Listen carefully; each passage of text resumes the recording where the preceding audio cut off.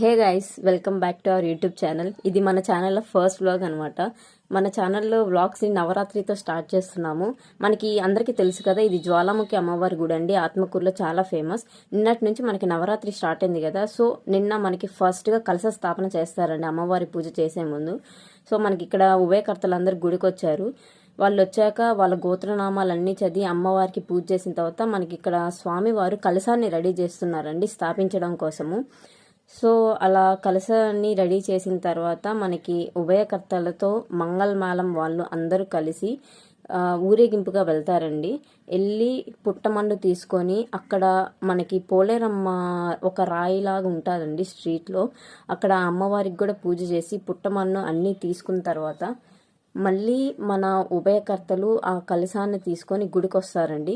So ఇక్కడ మనకి ఉభయకర్తలు మళ్ళీ కలశాన్ని తీసుకొని గుడికి వస్తున్నారు. ఆ కలశాన్ని తీసుకొని వచ్చిన తర్వాత మళ్ళీ దాన్ని అక్కడే గుడిలో పెట్టేస్తారండి. ఈ 9 days ఆ కలశానికి పూజ చేస్తారు. కలశం మనకి కనిపిస్తూ ఉంటుందండి ద్వారం దగ్గర. సో ఇక్కడ మనకి అమ్మవారికి అభిషేకం జరుగుతుందండి. ఇక్కడ అభిషేకం అనేది ప్రతిరోజు పొద్దున జరుగుతుంది. నైట్ అలంకరణ చేస్తారు కదా, అలంకరణ తీసేసిన తర్వాత అమ్మవారికి అభిషేకం అనేది ప్రతిరోజు స్వామివారు చేస్తారండి. సో ఇక్కడ నైట్ మనకి అది మార్నింగ్ అభిషేకం అయిపోయిన తర్వాత మధ్యాహ్నం నుంచి అమ్మవారి అలంకరణ కోసం రెడీ చేస్తూ ఉంటారు.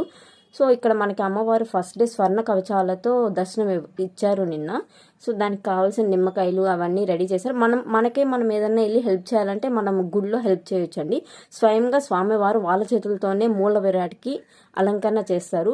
సో ఇక్కడ మనకి అమ్మవారే కాకుండా శివపార్వతులు, శివలింగము, నాగర్పమ్మ, తులసమ్మ అన్నీ ఒకటే దగ్గర ఉంటాయండి. సో ఇక్కడ మనకి ఉభయం మంగళమాలంతో ఉభయకర్తలందరూ మనకి గుడికి వచ్చేస్తారండి. వాళ్ళు ప్రదక్షిణలు చేసిన తర్వాత మనకి వాళ్ళ గోత్రనామాలన్నీ చదివి గోత్రనామాలు అయిపోయిన తర్వాత మన అందరి చేత స్వామివారు కుంకుమ పూజ చేపిస్తారు. మనం ఏం తీసుకెళ్ళలేదండి, ఒక కాయిన్ తీసుకెళ్తే చాలు. అక్కడ వాళ్ళు కుంకుమ, పూలు, ఆకులు అన్నీ మనకి ఇస్తారు. అక్కడ కూర్చొని అమ్మవారికి మనం పూజ చేయొచ్చు. చేసిన తర్వాత స్వామివారు రోజు అమ్మవారికి ఒక పాట పాడతారు అనమాట, అలంకరణకి సంబంధించిన విధంగా. సో అలా కుంకుమ పూజ అయిపోయిన తర్వాత మనకి ప్రసాదం కూడా ఇస్తారండి. సో ఆ కుంకుమ పూజ జరిగే టైంలో ఫుల్ వర్షం పడి మొత్తం అంతా తడిగా అయిపోయింది.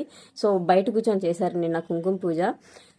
పూజ అయిపోయిన తర్వాత అమ్మవారికి హారతి ఇచ్చేసి మనం వెళ్ళి అమ్మవారిని దర్శనం చేసుకోవచ్చు.